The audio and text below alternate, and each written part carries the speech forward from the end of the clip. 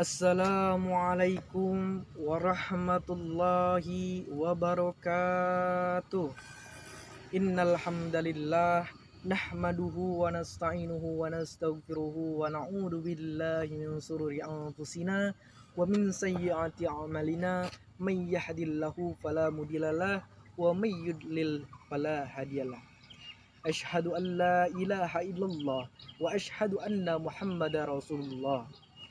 Puji syukur kehadirat Allah Subhanahu wa Ta'ala, yang mana kita masih diberikan kesehatan dan kenikmatan sehingga kita bisa berkumpul dalam situasi yang mulia ini. Salawat seiring salam tak lupa kita limpah curahkan kepada junjungan kita, yakni Habibana wa Nabiyana wa Maulana Muhammad sallallahu alaihi wasallam, yang mana mudah-mudahan kita semua kelak mendapatkan syafaatnya di yaumil akhir nanti. Amin amin ya rabbal alamin. Baiklah, berdirinya saya di sini ingin menyampaikan sebuah kultum singkat yang saya beri judul tentang pentingnya sholat. Sholat adalah suatu amalan ibadah yang sangat penting di dalam kehidupan kita di dunia ini.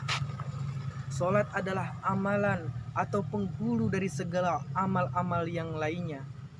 Namun sayang, sholat banyak disalahgunakan, sholat banyak dilalaikan oleh umat manusia.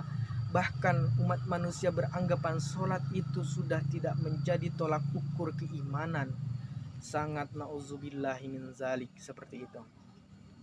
Bahkan Rasulullah Shallallahu Alaihi Wasallam menegaskan bahwa sholat adalah tiangnya agama. As-sholatu imaduddin, sholat itu adalah tiang agama. Bagaimana secara analogi kita, bila mana bangunan dibangun semewah apapun, dibangun setinggi apapun tanpa tiang akan roboh. Nah, begitupun pula pada kehidupan kita. Bagaimana kehidupan kita dengan segala harta yang melimpah, dengan segala kemewahan yang kita punya, tanpa sholat, itu semua keimanan kita tidak ada apa-apanya.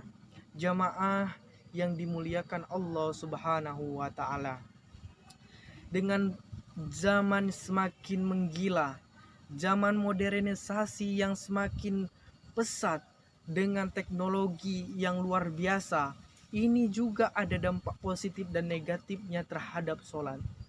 Sekarang banyak orang mementingkan gadget HP-nya. Pada saat Allahu Akbar, Allahu Akbar, Allah Maha Besar, hayya 'alas shalah. Pada saat Allah Subhanahu wa Ta'ala memanggil kita untuk ke masjid, bersolat, melaksanakan solat tepat waktu, maka orang-orang zaman sekarang mementingkan HP, mengundur-undurkan waktu. Dalam surah Al-Baqarah, Allah Subhanahu wa Ta'ala berfirman, Al-Baqarah ayat 43, A'udzu billahi minasyaitonir rajim. Bismillahirrahmanirrahim. Wa aqimus sholata wa atuz zakata warka'ul ma'ar raki'in. Yang artinya, kerjakanlah sholat, tunaikanlah zakat, dan ikutlah ruku bersama-sama orang yang ruku. Dalam firman Allah tersebut menjelaskan, kita tafsirkan bahwasanya Allah Subhanahu wa Ta'ala juga memerintahkan kita sholat bukan hanya sekedar sholat saja, namun khusus kepada laki-laki. Ibadah sholat itu lebih abdol, lebih mantap, lebih luar biasa amalannya, dan tingkat amalan dan nilai di hadapan Allah lebih tinggi. Maka di situ kita tafsirkan Allah Subhanahu wa Ta'ala menyuruh kita untuk sholat berjamaah, berbondong-bondong ke masjid, bersolat jamaah, karena di situ akan terlihat selain kita memenuhi tugas dari kewajiban kita untuk menunaikan sholat, namun di situ kita membariskan rapat, rapatkan barisan dengan orang-orang atau saudara-saudara kita. Itu mencerminkan kekuatan ukhuwah Islamiyah, persaudaraan kita. Maka jangan sekali-kali kau lalai dengan amalan sholat, karena amalan sholat itu adalah suatu ujung tombak keimanan seorang muslim. di mana sholat itu akan merubah sikap segala perbuatan seorang muslim. Kita bisa melihat baik buruk seseorang, kita bisa nilai dengan bagaimana dia melaksanakan kewajiban sholat. Kalau dia sholatnya teratur, terjamin, terlaksana, maka kehidupan yang lainnya juga insya Allah akan terjamin dan terlaksana, dan kamu akan selamat dunia dan akhirat.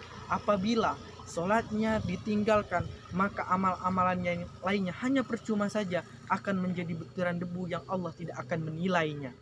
Maka dari itu saya berpesan kepada hadirin jamaah yang dirahmati Allah untuk selalu meningkatkan amal ibadah sholat kita, menunaikan ibadah sholat kita, agar apa yang telah kita perbuat bisa diterima oleh Allah Subhanahu wa Ta'ala. Begitulah kultum singkat dari saya. Apabila ada kesalahan, saya mohon maaf. Kepada Allah saya mohon ampun. Saya akhiri, wabillahi taufiq wal hidayah. Wassalamualaikum warahmatullahi wabarakatuh.